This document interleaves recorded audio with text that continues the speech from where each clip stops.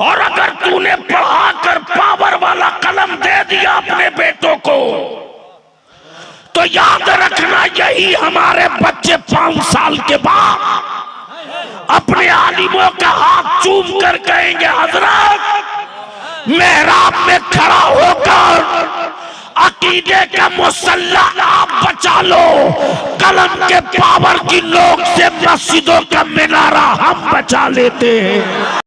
सुन, तुम्हारे इसी पड़ोस में बनारस के रिक्शा चलाने वाले का बेटा आईएएस बना था ना, मालूम है? जाहिद साहब उन दिनों में एमपी था, सैयद साहब, और मैं जा रहा था राजधानी से। कानपुर में सुबह सुबह अखबार लेके आया।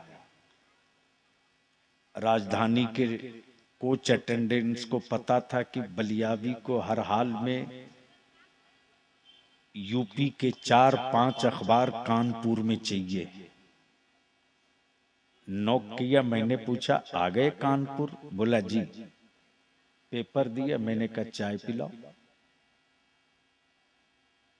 जैसे ही अखबार के हेडलाइन पे नजर पड़ी, मैं थोड़ी देर के लिए सैयद अशफाक साहब किबला, मेरी आंख नम हो गई।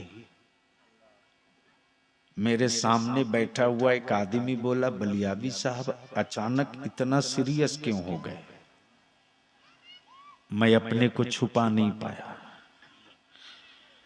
मैंने कहा अखबार की हेडिंग में लगाया है कि बनारस के रिक्शा चलाने वाले का बेटा आईएएस बन गया।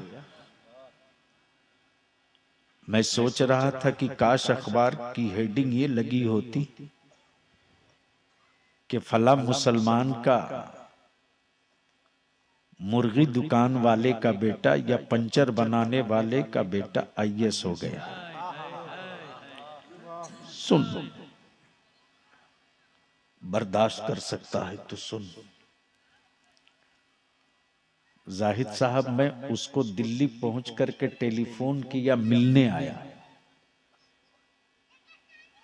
जब मैं पहुंचा हूं अल्लामा सिद्दीकी साहब बनारस, तो मालूम ये हुआ कि उसको एक 5 स्टार होटल में रखा गया है गोदौलिया में। जैसे ही उस बच्चे से मिलने में उस होटल पहुंचा हूं, उसे मालूम हुआ बलियावी साहब आए हैं, तो वो नीचे खुद आया। जैसे ही झुका पैर छूने, मैंने उसको गले लगा लिया। मैंने कहा तेरी जगह वो नहीं, यहां है, लेकिन मुझको भी तुमसे 2 सवाल है। तेरा बाप तो रिक्शा चलाता था, तुझको आईएएस बनने का जुनून कैसे सवार हुआ? सुन, गरीबी पर सर पीटने वाला सुन, सुन, गरीबी की क्या औकात जो ईमान वाले का रास्ता रोक दे। बोल सकते हो तो बोल लो। सिद्दीकी साहब, जैसे ही मैंने उससे पूछा कि तुझको आईएएस बनने का जुनून कैसे सवार हुआ, जाहिद साहब, उसने कहा सर मैं रात को आपको चल के दिखाऊंगा। यही अंधरा पुल जो है उसके सामने जो नाला है, उसी नाले के पास झोपड़ी में उसका बाप और वो रहता था। जब आया तो बोला कि इसी मुड़ेरे पर वो जो झोपड़ी है ना, प्रशासन ने उसको तोड़कर हटा दिया कि कहीं मीडिया वाले उसे कवर न कर लें। उसी झोपड़ी में मैं रहता था। मेरी माँ इसी झोपड़ी में मरी थी। मेरे बाबूजी रिक्शा चलाते थे। एक रोज मेरी माँ के मरने के बाद सुबह सवेरे बाबूजी सुबह उठ नहीं पाए। बहुत देर हो गई तो मैं गया उठाने, तो बोले मुझको ले चल नहलाने के लिए। जब मैं बाबूजी को कुएं पर पानी खींच के डाल रहा था, तो मैंने अपनी बाप की पीठ पर लाठियों का निशान देखा था। मैंने अपने बाप से पूछा, बाबू आपको किसने मारा है? इतने निशान आपकी पीठ पर कैसे लगे? बच्चे ने जवाब दिया, अंकल मेरे बाबूजी रिक्शा चलाकर आते थे, पुलिस वाले मारते थे, बहुत मारते थे। उस वक्त मेरे बाप ने मुझसे कहा कि ये मत पूछ कि किसने मारा है, हो सके तो तू पढ़, इतनी मेहनत करके पढ़ कि जिसने तेरे बाप को डंडे मारे हो उसको तू अपना नौकर बना ले। तू पढ़। मैं बाबूजी का हाथ पकड़ लिया। मैंने कहा नहीं, मैं ईंट भट्टे पर काम करूंगा, बहन मेरी छोटी है। मेरे बाप ने मुझसे कहा कि नहीं, तुझको पढ़ना है। मैं इसी रेलवे स्टेशन के माल गोदाम के सामने रेलवे की स्ट्रीट लाइट के नीचे बैठकर पढ़ता था। जब बारिश होती थी तो खड़ी माल गाड़ी के डब्बों के नीचे छुपता था। जीआरपी पुलिस वाले मुझसे दारू मंगाते थे, मुझको मारते थे। मेरे पास किताबें नहीं होती थी तो मैं जहां कचड़ा बिकता था वहां किताबें मांगने जाता था। मैं पूछता हूं मस्जिदों के मीनारे बचाने के नारा लगाने वालों, इस्लाम की अजमत की दुहाई देकर मेरी औलादों को तख्ते मश्क बनाने वालों, जवाब दो।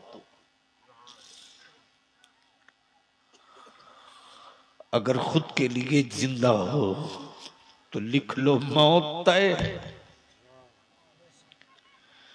लेकिन तेरे बाप तेरी नस्लें न मारी जाए।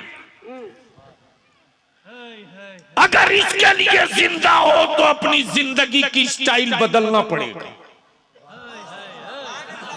अपनी जिंदगी की सोच बदलनी पड़ेगी। मत खाओ 3 टाइम, 2 टाइम खाओ। मत स्मार्ट मोबाइल दो अपनी औलादों को, मत महंगा कपड़ा पहनाओ, मोटिया मार्किन पहना दो। कोई जरूरी नहीं कि मकान में टाइल्स और मार्बल लगाओ। जब परदादा खेदड़ा पर सोया है तो मुझको भी बोरा पर सोने में शर्म नहीं आएगी। लेकिन इसी पैसे को बचाकर अपनी औलादों को पढ़ा दो। और अगर तूने पढ़ाकर पावर वाला कलम दे दिया अपने बेटों को तो याद रखना, यही हमारे बच्चे 5 साल के बाद अपने आलिमों का हाथ चूम कर कहेंगे, हजरत मेहराब में खड़ा होकर अकीदे का मुसल्ला आप बचा लो, कलम के पावर की नोक से मस्जिदों का मीनारा हम बचा लेते हैं। नारे तकबीर, नारे रिसालत। इसलिए मेरे अजीज, तेरे पास टोटल 7 साल बचा है। संभल सकते हो तो संभल जा। और अगर तूने 7 साल बचा लिया ना तो लिख ले, 70 साल तक तेरी औलादों को कोई माई का लाल आंख नहीं दिखा पाएगा। और अगर 7 साल तूने इसी मौज मस्ती में बर्बाद कर दिया तो भारत में कुत्तों की तो कीमत लगेगी, तेरी औलादों की कीमत नहीं लगेगी। इसलिए कि सेकुलर पार्टियों को तेरे बच्चों के भविष्य से मतलब नहीं, तेरे वोट से मतलब है। और इसके लिए जरूरत इस बात की है कि गांव का मकतब मजबूत करो। मौलाना दारुल उलूम बन गए लेकिन गांव जाहिल है। 10 साल के बाद मदरसों में तलबा नहीं मिलेंगे। घूमते रहेंगे लोग बैग लेकर के, बच्चे नहीं मिलेंगे। इसलिए कि जो क्राइसिस सामने दिख रही है वो बिल्कुल खुली तस्वीर की तरह दिख रही है। करोड़ों रुपया का बजट हमने बनाया मदरसों का, रिजल्ट हमारा क्या है? लेकिन याद रखना, आज से 40 साल पहले जो गांव के मकतब में पढ़ चुका है, 40 साल 30 साल पहले जो मस्जिद के सहन में पढ़ चुका है, दुनिया के जिस शोबे हयात में गया, कॉलेज में जाए कि स्कूल में जाए कि राजनीति में जाए कि कल कारखाना फैक्ट्री में जाए, मजाल है कोई माई का लाल अपने मजहब का रंग उस पर चढ़ा दे। इसलिए कि मकतब में मेरे बुजुर्गों ने ऐसा रंग इस्लाम का चढ़ाया है कि सारे रंग फीके पड़ गए, इस्लाम का रंग चमकता दिखता है। अल्लाह ताला अमले खैर की तौफीक रफीक अता फरमाए। यार जिंदा सोहबत बाकी। अस्सलाम वालेकुम।